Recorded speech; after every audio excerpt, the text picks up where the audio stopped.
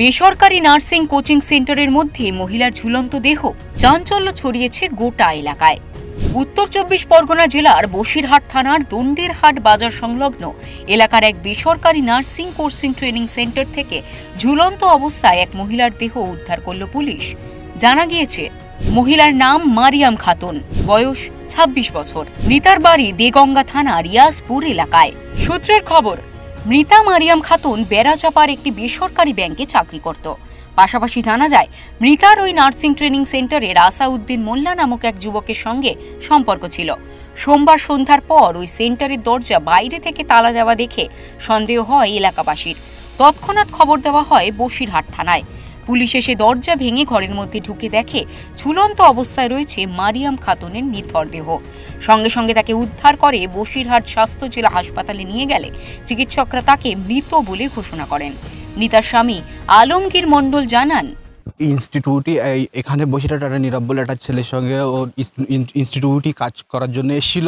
ওর ডেকে নিয়ে এসেছিলো এখানে। ডেকে নিয়ে আসবার পরে ওর কাছে যখন আমি ৫টা ২০ ওর কাছে যখন আমি ফোন করি যে তুমি কোথায়, তখন বললো আমাকে যে আমি মালঞ্চয় আছি, আমি বাড়ি যাচ্ছি, ১ ঘন্টার ভিতরে আমি বাড়ি যাচ্ছি। বলবার পরে আমি মালঞ্চয় কী করছো, বললো যে আমরা এখানে সেমিনারে এসেছি। তারপরে আমি যখন ৯টার দিকে ওর কাছে ফোন করলাম, তখন থানার থেকে ফোন রিসিভ করে বললো যে হসপিটালে ভর্তি করিয়েছি আমরা, আপনার তাড়াতাড়ি বড়তলা হসপিটালে চলে আসেন। এখানে এসে শুনছি যে ওর বাইরের থেকে তালা মারা বাইরের থেকে ও সুসাইড করেছে। মৃতার স্বামী অভিযোগ জানাচ্ছেন, এটি আত্মহত্যা নয়, খুন করা হয়েছে তার স্ত্রীকে।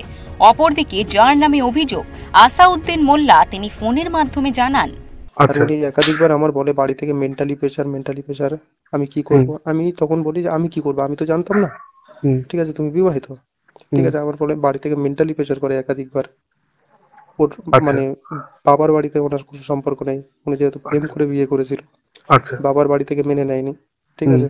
স্বামী টর্চার করে, স্বামীর বাড়ি থেকেও মেনে নেয়নি, ওরা ঘর ভাড়া আলাদা জায়গায় থাকতো। স্বামী একাধিকবার টর্চার করে, এবার সেইগুলো আমাকে বলা শুরু করে। পুলিশ সূত্রে খবর, এখনো পর্যন্ত মৃতার বাড়ি থেকে থানায় অভিযোগ দায়ের করা হয়নি। অভিযোগের ভিত্তিতে পরবর্তী তদন্ত শুরু করবে পুলিশ।